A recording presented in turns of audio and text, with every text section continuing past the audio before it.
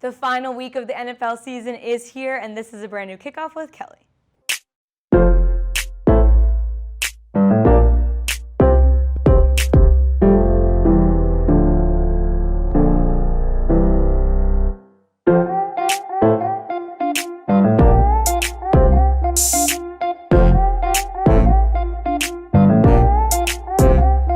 Good afternoon and welcome into Kickoff with Kelly. I'm Kelly Warner, and for the last time this season, I'm here to get you ready for another week of NFL action. As you know, there's only one game to talk about, but before we get to that, let's wrap up this crazy season with some awards.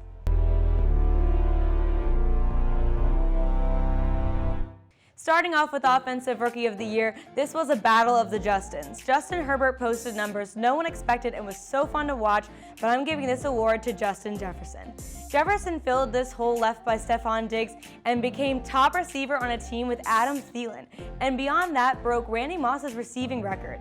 He was skipped over by the Eagles, so you know he had to be great. Defensive Rookie of the Year, there was no question it was Chase Young. This was the second easiest to choose, and the first was also a Washington player. He was head and shoulders above any other option. He made more impact than any other first-year player and helped carry that team to the playoffs. Since MVP is typically relegated to QBs, Derrick Henry is my Offensive Player of the Year. I feel like 2,000 plus yards should be enough explanation, but he also had 17 rushing touchdowns. This was a historic year for maybe the best offensive player in football.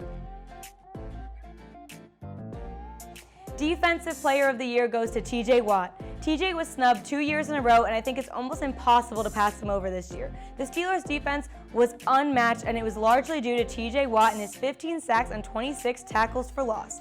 The man led the league in it all, and it's just the clear and obvious choice, I think. Coach of the Year has got to go to Kevin Stefanski, since he did the impossible and brought a Browns team to the playoffs. Sean McDermott was a good option as well, but what put Stefanski over for me, besides bringing them to playoffs for the first time since 2002, was that he did it at 11-5 and competing with the likes of the Steelers and Ravens.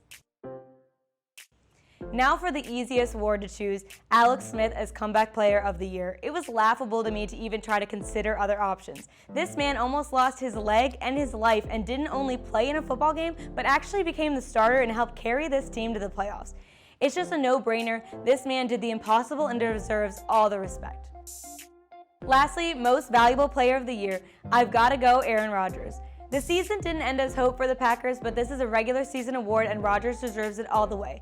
Pat Mahomes and Josh Allen have their claims to the trophy, but Rodgers had an incredible season that includes 48 touchdown passes and leading the league in nearly every major passing category. Like I said, the MVP is a QB award, and while Mahomes, Allen, and others had a great seasons, I believe this is Rodgers' year to win it.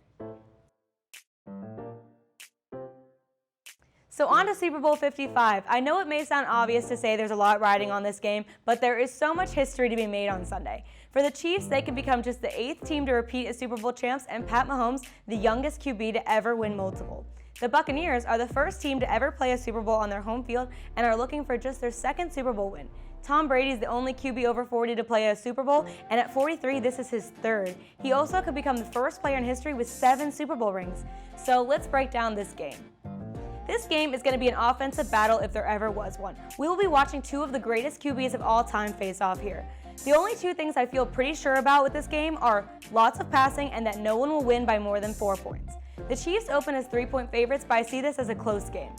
Both quarterbacks are probably going to look incredible, so it comes down to defense. Tampa Bay's defense surprised me against the Packers, and I'll give them credit where it's due there, but I also think there were issues with Green Bay's play calling that won't necessarily be there with Andy Reid. Andy Reid and Bruce Arians have only ever coached 2 games against each other, with each claiming 1 win, and both games were 3-point contests. This is not Andy Reid's first Super Bowl rodeo, obviously, but it is Bruce Arians' first as head coach.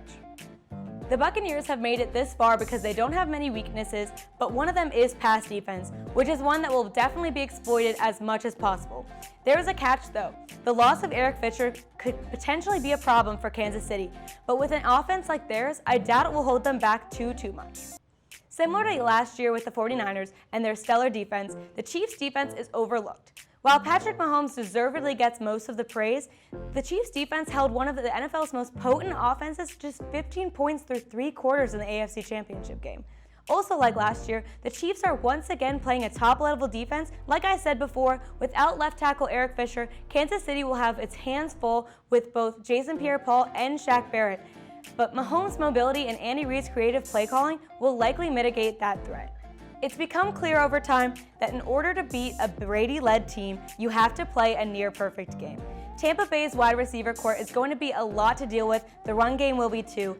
As hard as it is to try to pick this game, and I racked my brain about it for hours, trust me, I think in the end, even though the playoffs always seem to go in Brady's favor, I think the Chiefs are just too good, and that Patrick price is going to be too much for the Brady and the Bucs to pay, and Mahomes will get his playoff revenge for the 2018 AFC Championship game loss to then Patriot Brady. That'll do it for this week's Kickoff with Kelly, and for the 2020 NFL season, I'm Kelly Warner. Thanks for watching.